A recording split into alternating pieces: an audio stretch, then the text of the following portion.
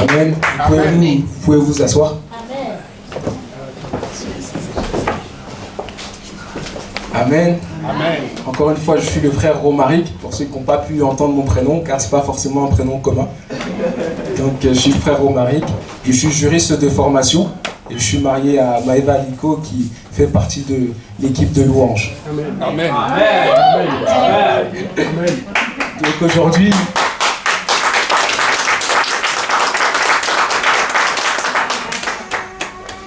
on va parler encore d'un sujet clé. Tout ce mois-ci, on a pu parler de ce sujet, on a pu entendre des enseignements sur ce sujet, qui est l'amour de Dieu. Amen. Amen. Et c'est un sujet véritablement important, car il est à la base de tout. Amen. Dieu est amour. Il n'a pas seulement de l'amour, mais il incarne pleinement l'amour. Amen. Et l'homme ayant été fait à l'image de Dieu est également en principe porteur d'amour. Amen. Et on le voit aujourd'hui, dans toutes les décisions que l'homme va prendre, il y a un sous-jacent où il y a l'amour dedans. C'est par amour qu'Adam et Ève ont péché. Amour déraisonné de leur propre personne. Car leur orgueil les portait à vouloir être comme des dieux, pouvant distinguer le bien et le mal. C'est également par amour que Caïn a tué Abel. Car il avait également un amour de sa personne, pensant qu'il était mieux que son frère, et que Dieu aurait dû reconnaître plutôt son offrande que celle de son frère. C'est encore par amour aujourd'hui que l'homme se lance dans des conquêtes, après la richesse, après le pouvoir, après encore l'influence. C'est par cet amour qui est malsain qu'on voit l'homme agir dans toutes ses formes. Et donc c'est pourquoi, durant tout ce mois-ci, vous avez entendu parler de l'amour. Car si vous comprenez véritablement l'amour, et plus particulièrement l'amour de Dieu, ainsi vous allez savoir qui vous êtes, où est-ce que vous devez vous diriger, pourquoi vous vous comportez de telle ou telle manière. Et c'est très important. Car il faut pouvoir se connaître soi-même pour bien marcher et pour connaître Dieu. Amen. Et donc le thème de mon message aujourd'hui, pour ne pas déroger à la règle, c'est l'amour de Dieu. Mais plus particulièrement, l'amour de Dieu est merveilleux. Amen. Amen. L'amour de Dieu, pour toi, pour moi, pour tous les hommes. À travers cette étude, j'ai pu véritablement me rendre compte de ce qu'est l'amour de Dieu. Comment Dieu nous aime. Et bien souvent, notre problème, c'est que on veut se faire notre propre juge. On veut juger nos propres actions. On va peut-être mentir et on va se dire que ce n'est rien, ce n'est qu'un petit mensonge. Et si on regarde bien, sous le regard de Dieu, Dieu traite sévèrement une telle personne. Car il n'y a pas de petits péchés. Il n'y a pas de petits mensonges. Et parce que nous ne comprenons pas suffisamment ce qu'est le péché et la sévérité de Dieu à l'égard du péché, on en vient à minimiser par moments, en se disant que ce n'est rien. Mais il y a une gravité autour du péché. Et il faut pouvoir la saisir, la comprendre. Si je vous disais que devant Dieu, un petit mensonge est égal, par exemple, à un viol pour nous, on verra un peu plus la lourdeur de ce qu'est le mensonge. Amen. Amen. Sauf qu'on ne le considère pas ainsi. Mais durant cette étude, ce que je veux que vous reteniez, et durant même tout ce mois, c'est que Dieu est amour, et aujourd'hui, il veut qu'on revienne à lui. Qu'on revienne à lui pleinement de tout notre cœur. Amen. Amen. Amen. Pas à moitié, ne soyons pas tièdes, mais de tout notre cœur. Amen.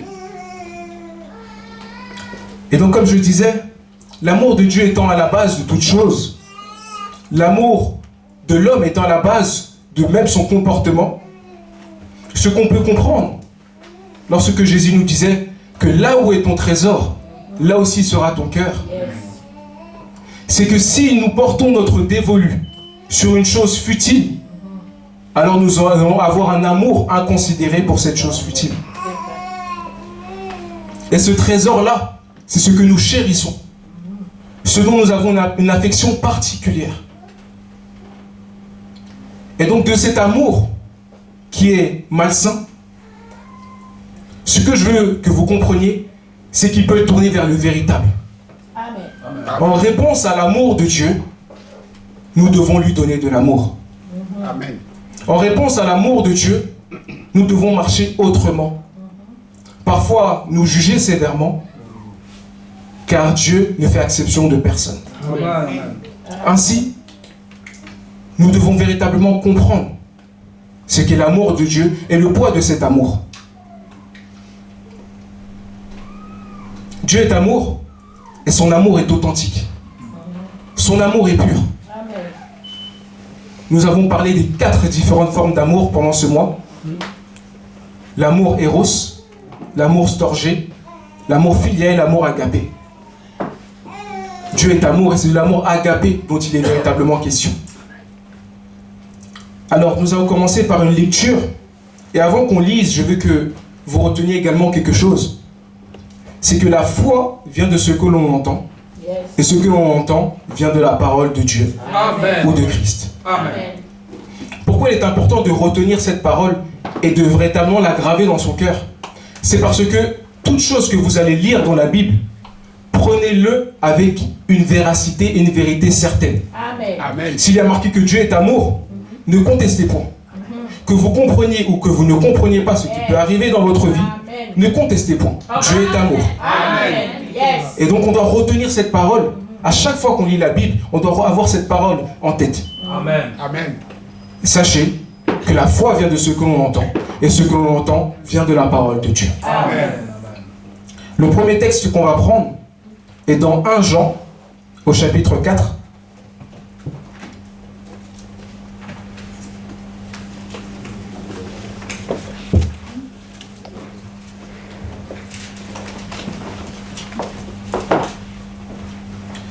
Jean chapitre 4, le verset 19. Et après, par la suite, on va prendre Ézéchiel 33, le verset 11. Donc, 1 Jean chapitre 4, verset 19. Amen. Je vais lire la parole de Dieu. Je demande à l'Assemblée des saints de se tenir debout.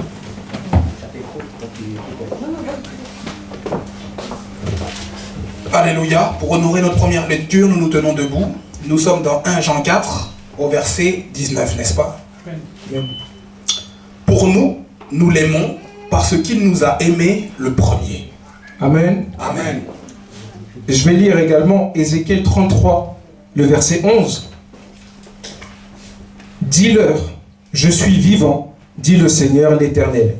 Ce que je désire, ce n'est pas que le méchant meure, c'est qu'il change de conduite et qu'il vive. Amen. Revenez, revenez de votre mauvaise voie. Et pourquoi mourriez-vous, maison d'Israël? Alléluia. Amen. Amen. Vous pouvez vous asseoir. Amen.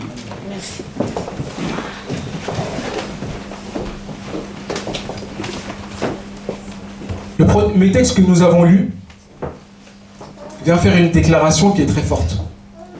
Dieu nous a aimés le premier. Et donc, encore une fois, c'est par son amour qu'il a créé toutes choses, tout ce qui se meut sur la terre, l'homme et la femme. Et de même, Dieu, dans son amour, nous invite à comprendre cela. Ce verset précisément, il ne veut pas que le méchant meure, mais qu'il se répande et qu'il puisse vivre. Amen. Le méchant, c'est celui qui n'est pas dans les voies de Dieu. La Bible, malheureusement ou heureusement, est binaire à ce sujet. Il n'y a pas de juste équilibre. Soit nous sommes du côté de Dieu, soit nous ne le sommes pas. Amen. Mais je vous invite à être tous du côté de Dieu. Amen. Car auprès de lui sont les sources de la vie, comme nous allons le voir. Amen. Amen. Et donc, ce que Dieu veut par-dessus tout, ce n'est pas que le méchant puisse mourir. Ce n'est pas que le méchant s'endurcisse encore plus dans son péché, mais c'est qu'il change de conduite et qu'il puisse vivre. Il dit à Adam et Ève, j'ai mis devant toi la mort et la vie. Il dit plutôt à Israël, excusez-moi, j'ai mis devant toi la mort et la vie. Choisissez la vie afin que vous puissiez vivre. Amen. Donc Dieu nous conseille de choisir la vie. Encore une fois aujourd'hui, il appelle tout un chacun à faire ce choix. Si vous entendez sa voix, n'endurcissez pas vos cœurs. Amen. Amen. Nous avons parlé pendant ce mois du sacrificateur Élie, ainsi que de ses deux fils, Ophni et Phiné, qui avaient une méprise vis-à-vis des commandements de Dieu, de l'offrande du Seigneur, et donc du saint service, étant eux-mêmes sacrificateurs, qu'ils devaient justement respecter et honorer. Et ce qui s'est passé, c'est que Dieu les a laissés agir pendant un temps. Dieu, dans son amour, ne va pas nous frapper tout de suite lorsque nous nous égarons loin de lui. Mais il attend. Il attend le moment où nous allons nous repentir et le choisir. Yes. Car Dieu, dans son amour, n'est pas une personne qui va nous forcer. Yes. N'est pas un être qui va nous forcer. L'amour laisse le choix. Amen.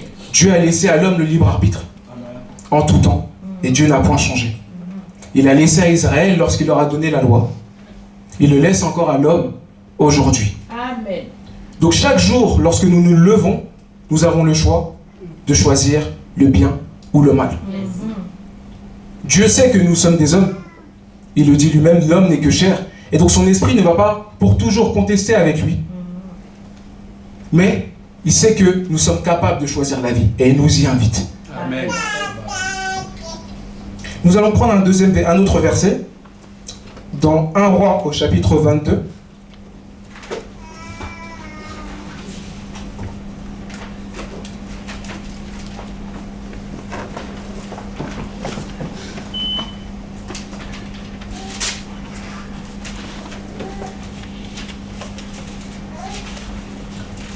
Un Roi chapitre 22, du verset 10, à partir du verset 10. Je vais lire le frère. Merci. Le roi d'Israël et Josaphat, roi de Juda, étaient assis chacun sur son trône, revêtus de leurs habits royaux, dans la place à l'entrée de la porte de Samarie, et tous les prophètes prophétisaient devant eux.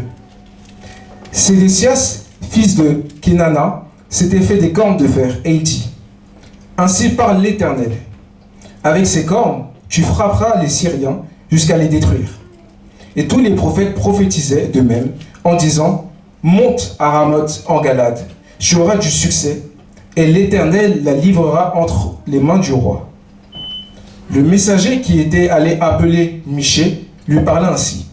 « Voici les prophètes, d'un commun accord, prophétisent du bien au roi. Que ta parole soit donc comme la parole de chacun d'eux. Annonce du bien. » Michée répondit, « L'Éternel est vivant.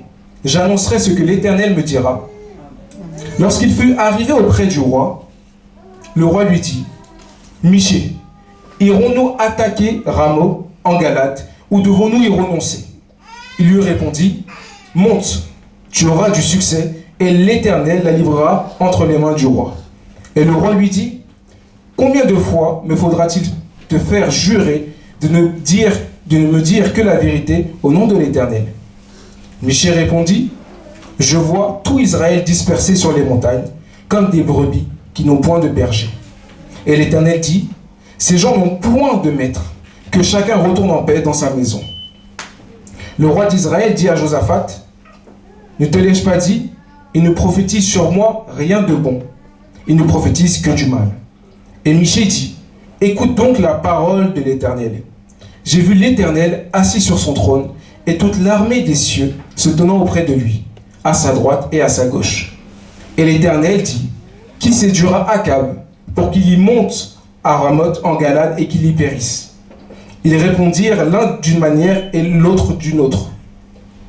Et un esprit vint se présenter devant l'Éternel et dit, « Moi, je le séduirai. » L'Éternel lui dit, « Comment ? » « Je sortirai, répondit-il, et je serai un esprit de mensonge dans la bouche de tous ces prophètes. » L'Éternel dit, « Tu le séduiras et tu en viendras à bout. Sors et fais ainsi. » Amen.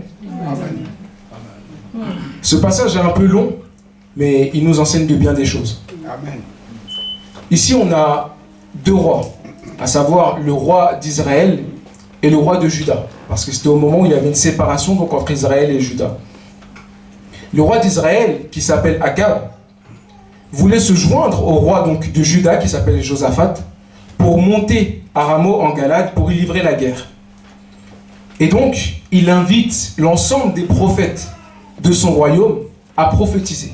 Et donc, on voit qu'il y a une multitude de prophètes qui s'accordent et qui dit justement à Akab, va, car tu vas avoir la victoire. Mais il y avait un prophète qui s'appelle Michée, et Akab ne l'aimait pas beaucoup, car il prédisait toujours des choses mauvaises. Mais ces choses mauvaises étaient vraies, elles venaient de Dieu. Et donc, Michée va parler et va lui dire que voici c'est la parole du Seigneur. Israël est dispersé. Et donc, par conséquent, je paraphrase un peu, il ne faut pas que tu y montes, car sinon tu vas y périr et Israël sera dispersé. Ils n'auront plus de pasteurs, ils n'auront plus de bergers pour guider les brebis. Et donc Akab dit encore une fois au roi Josaphat, donc le roi de Juda, tu vois, il ne prophétise que de mauvaises choses sur moi. Et par la suite, Michée va révéler ce qui se passe dans les cieux. Il y a comme un concile, et Dieu va demander qui va séduire Akab. Qui va faire en sorte que Akab monte à Ramoth en Galade et qu'il y meure. Et donc, l'un des esprits se présente et dit, moi j'irai. Et je serai un esprit donc de mensonge dans la bouche de ces prophètes. Ainsi, nous voyons que tous les prophètes qui ont prophétisé mentaient. Et ont été séduits par cet esprit, afin justement de séduire Akab. Et on pourrait dire, mais donc où est l'amour de Dieu? Akab était un récalcitrant. Il ne voulait pas faire la volonté de l'Éternel. Mais même Akab avait une porte de sortie. Et c'est là véritablement l'amour de Dieu. C'est que lorsqu'on a une épreuve ou lorsqu'on est devant des difficultés, il n'y a rien qui soit surhumain pour nous. Et Dieu met toujours un moyen à côté pour qu'on puisse justement survenir, pour qu'on puisse se percer cette épreuve. Amen. Et donc là, même pour Akab qui était récalcitrant, Dieu a mis Michée à ses côtés. Et donc, à plus forte raison, nous autres, qui aspirons encore à la gloire de Dieu, qui aspirons encore à l'éternité. Je ne sais pas ce que mes frères ou mes sœurs peuvent traverser, mais ce que je sais, c'est qu'il y a toujours une solution et le Seigneur est toujours là. Amen. Amen. Amen. Amen. Ainsi, même Akab avait une solution, c'était d'écouter Michée. Et donc Dieu, dans son amour, lui a mis Michée à ses côtés. Michée a prophétisé. Akab a entendu ce que Michée a dit. Mais parce que ça ne lui plaisait pas, parce qu'il n'avait pas des paroles doucereuses, il a choisi la parole de la multitude des prophètes qui prophétisaient en vain. Et donc, l'amour de Dieu, c'est qu'il a tellement de considération pour l'homme, il veut tellement que l'homme le choisisse, que même le plus vil aura une occasion de revenir à lui. Même le plus vil aura une porte de sortie. Amen. Amen. C'est pourquoi soyez assurés encore une fois de cette parole. Dieu ne veut pas que le méchant meure. Amen. Il ne veut pas non plus que le juste meure, mais que le juste se sanctifie davantage et que le méchant se répande. Amen. Alléluia. Amen. Et donc Dieu nous aime véritablement car il nous laisse du temps. Dieu n'a pas changé. Aujourd'hui, il publie une année de grâce. Amen. Nous avons accès au salut grâce à ce que Jésus-Christ, notre Seigneur, a pu faire. Amen. Il est mort et son sang sert d'expiation pour nos péchés. Amen. Il est ressuscité le 3e jour pour notre justification et nous montrons véritablement la gloire à venir. Amen. Dieu nous laisse du temps. Lorsque Adam et Ève ont péché, Dieu ne les a pas frappés tout de suite d'une mort certaine. Il leur a laissé du temps. Je vous chasse, je vous maudis. La femme aura des difficultés pour accoucher. L'homme travaillera la sueur de son front. Ça sera difficile. Mais je vous laisse encore du temps. Amen. Amen. Ils ont eu une très longue vie. Tout le temps de se repentir. Tout le temps de réfléchir aux conséquences de leurs actes.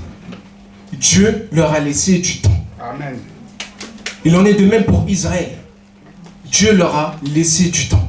Akab, un autre roi est venu et s'est encore endurci. Dieu a laissé du temps et était encore caché, attendant qu'Israël le choisisse encore. Et chaque fois, c'est ce qui se passe de manière répétitive. Yes. chaque année, jour après jour, Dieu laisse toujours du temps à l'homme. Et ce temps-là, c'est un temps qu'il faut comprendre de repentance. C'est-à-dire qu'il faut comprendre que Dieu nous laisse du temps, non pas pour qu'on puisse vaquer à nos occupations, mais pour que justement, on change complètement notre conduite. Amen. Amen. Amen. Il est important de saisir cela. Lorsque nous nous réveillons chaque matin, c'est pour que nous puissions faire mieux. C'est pour que nous puissions encore combattre le bon combat, choisir la bonne part. Amen. C'est pour que nous puissions nous tourner vers le Seigneur à chaque fois. Dieu, lorsqu'il a fait la promesse à Abraham qu'une multitude de nations seront bénies en lui, il lui dit également que son peuple sera asservi pendant 400 ans. Et il précise quelque chose qui est très important, c'est que jusqu'à ce que l'iniquité des Amoréens soit à son comble. Le comble, c'est-à-dire il y a une limite. Il y a un niveau où Dieu dit, c'en est assez, je vous ai laissé suffisamment de temps. Maintenant, voici, je vais juger. Et il y a toujours, on peut dire, en un sens bizarrement, un bon et un mauvais côté pour l'homme. Pendant qu'Israël était en Égypte, et où d'année en année ça devenait plus dur, à force que les dirigeants changeaient, donc Pharaon changeait, il en venait un autre Pharaon qui était beaucoup plus dur. Donc Israël subissait une oppression. Et pendant ce temps, il y avait les Amoréens qui avaient une grâce. Ils étaient sur la terre promise, qui ne leur était pas destinée, et ils ont eu 400 ans pour se repentir. Amen. 400 ans pour choisir la bonne part. Jusqu'à ce que Dieu dise, c'en est assez. Et c'est cette limite de Dieu qu'il y a encore aujourd'hui. Amen.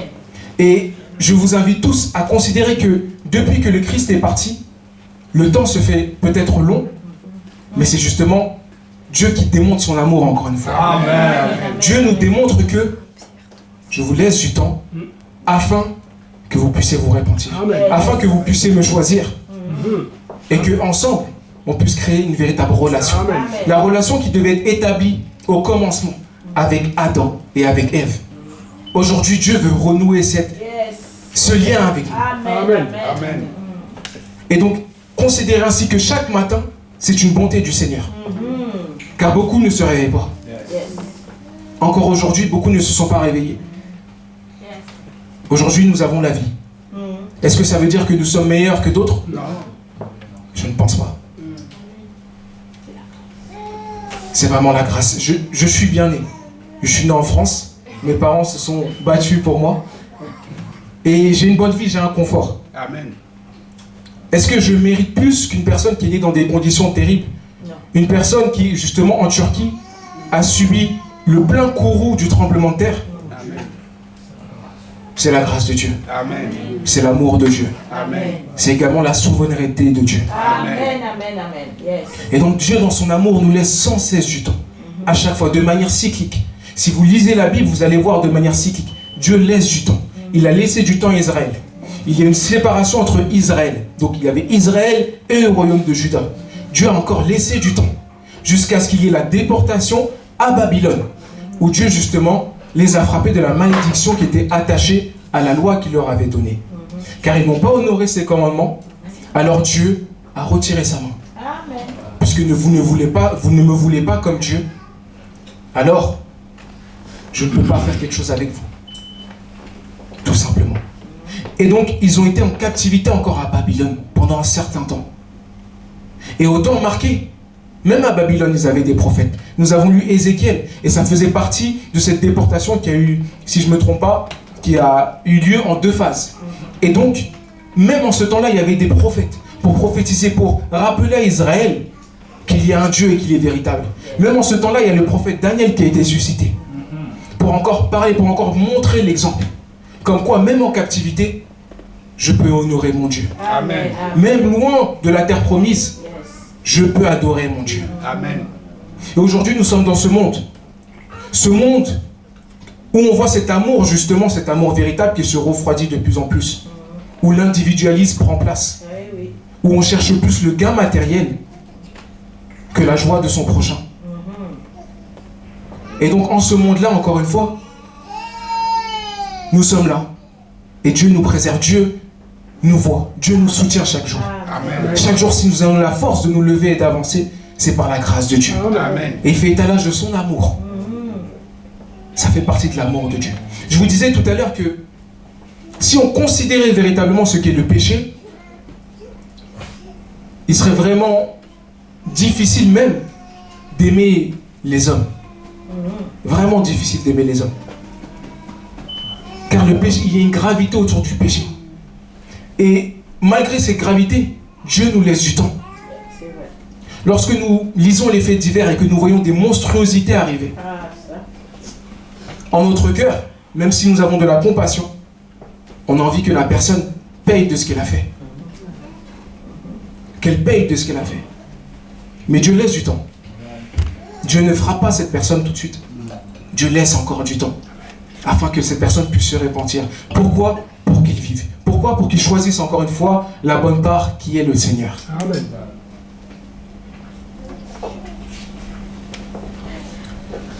On va prendre un autre verset dans Romains 2.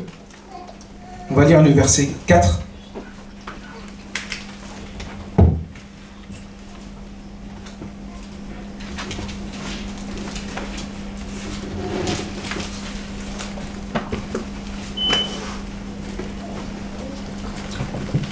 Romains 2, le verset 4. Où méprises-tu les richesses de sa bonté, de sa patience et de sa longanimité, ne reconnaissant pas que la bonté de Dieu te pousse à la repentance. Le temps laissé par Dieu nous pousse à la repentance. Lorsque j'ai lu ce mot, longanimité, je me suis dit, mais qu'est-ce que c'est que ça? Et en fait, il s'agit d'une patience à supporter les souffrances. Lorsque l'homme s'endurcit, Dieu est patient avec lui et supporte ses souffrances. Dieu m'a fait la grâce d'avoir un fils et je pensais être quelqu'un de très patient et il m'a appris que c'est pas du tout le cas. Après des jours à ne pas dormir, à changer des couches, à recevoir certains liquides sur soi, j'ai compris que vraiment Dieu est patient. Et maintenant je regarde mes parents d'une autre manière. Je leur dis pas souvent, même pas du tout, mais je les regarde d'une autre manière. Amen. De la même manière, lorsque je me croyais toujours patient, et la première fois où je me suis heurté à vraiment mon impatience et à quel point je pouvais m'agacer rapidement, c'était quand j'ai eu mon permis et que j'ai commencé à conduire sur Paris. Là, j'ai senti que l'homme charnel est encore là. Véritablement.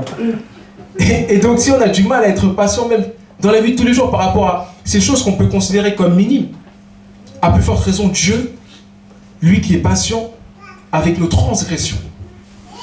Car il est dit que Christ, lorsqu'il est mort, et donc ressuscité au temps marqué, c'est pour ceux qui sont pauvres en esprit. Amen. C'est pour encore les pécheurs. Il n'est pas venu appeler les justes, il est venu appeler les pécheurs. Ça veut dire que les personnes commettaient des exactions, mais Jésus est mort pour eux. Il est déjà difficile de mourir pour un juste, à plus forte raison pour une multitude de pécheurs. On voit véritablement l'amour de Dieu à cet égard-là. Amen. C'est pourquoi, encore une fois, le titre de ce message est que l'amour de Dieu est merveilleux. Amen. Car si vous considérez véritablement tout ce que je viens de vous dire et tout ce que s'est dit durant tout ce mois sur l'amour de Dieu et l'amour que les hommes doivent avoir envers Dieu, vous devez avoir ce regard, le regard de Dieu. Que le péché est une chose terrible et que si Dieu use encore de patience envers nous, c'est parce qu'il est bon. C'est parce qu'il nous aime. Et encore une fois, c'est parce qu'il veut être un avec nous.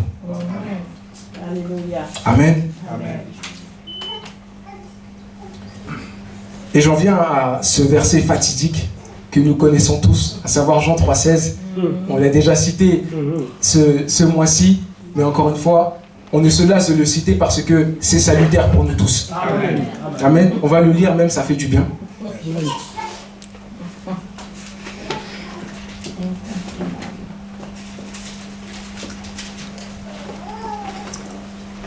Amen.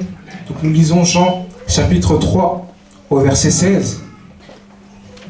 Car Dieu a tant aimé le monde qu'il a donné son Fils unique, afin que quiconque croit en lui ne périsse point, mais qu'il ait la vie éternelle. Amen. Amen. Amen. Amen. Je pensais que vous alliez acclamer le Seigneur. Amen.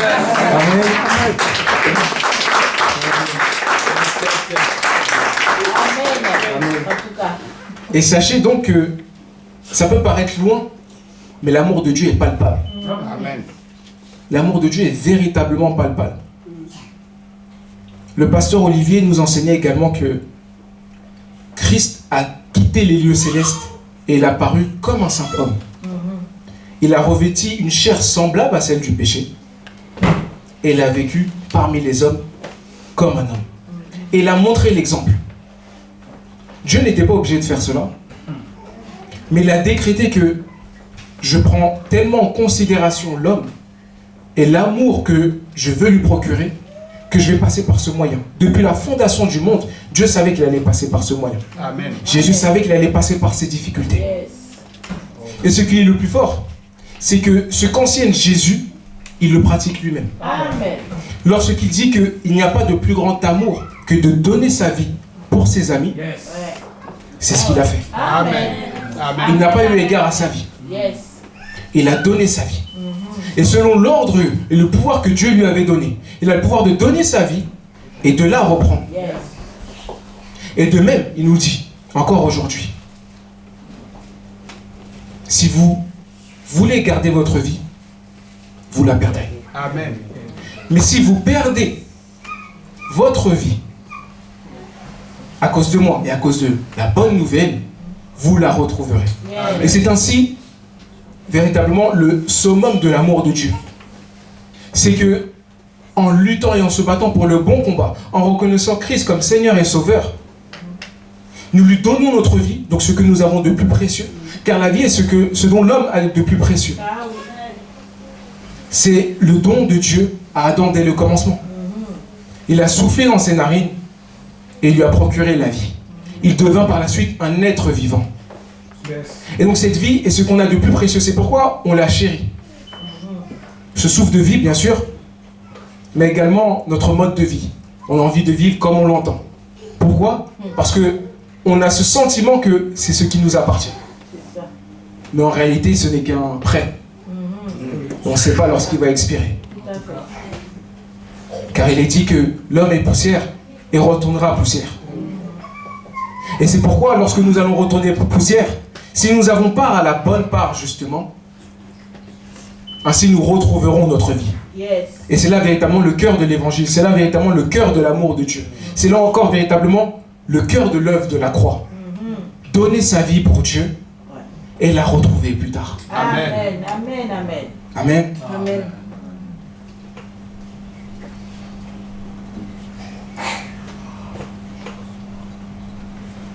Jésus nous montre la voie.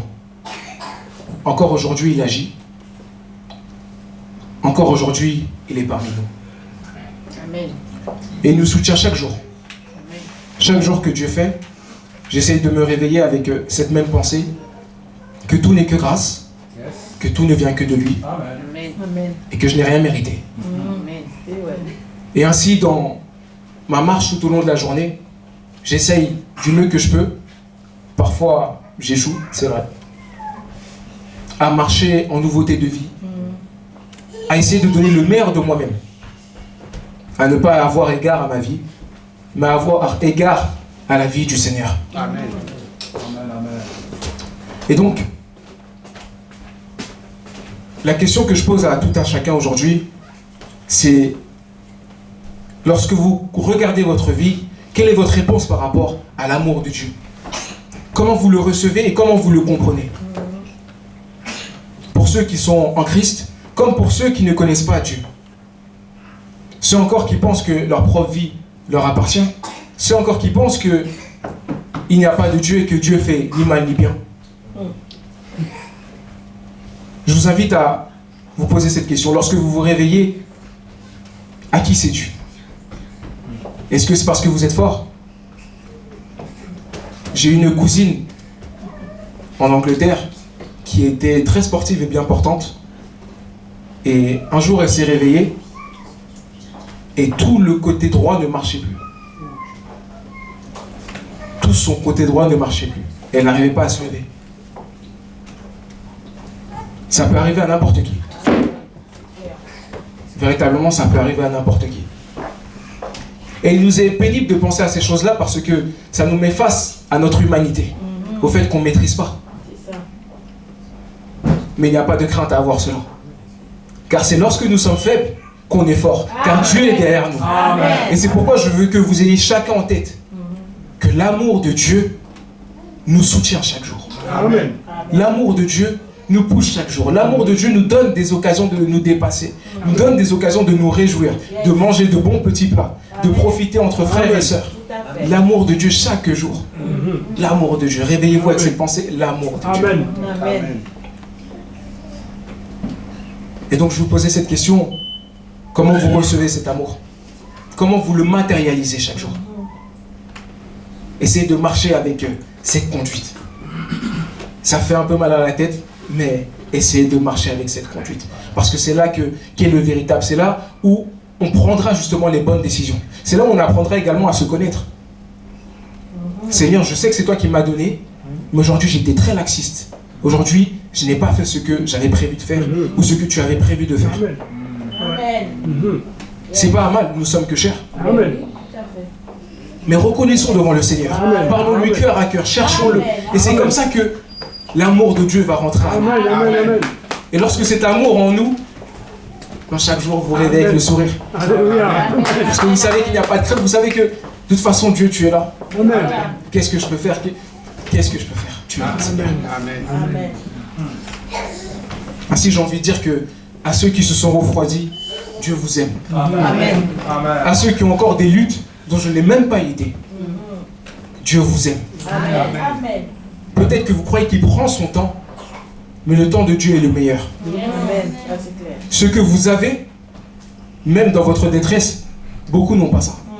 Et sont encore dans des conditions beaucoup plus difficiles. Et c'est ces mêmes personnes-là qui courent après Dieu.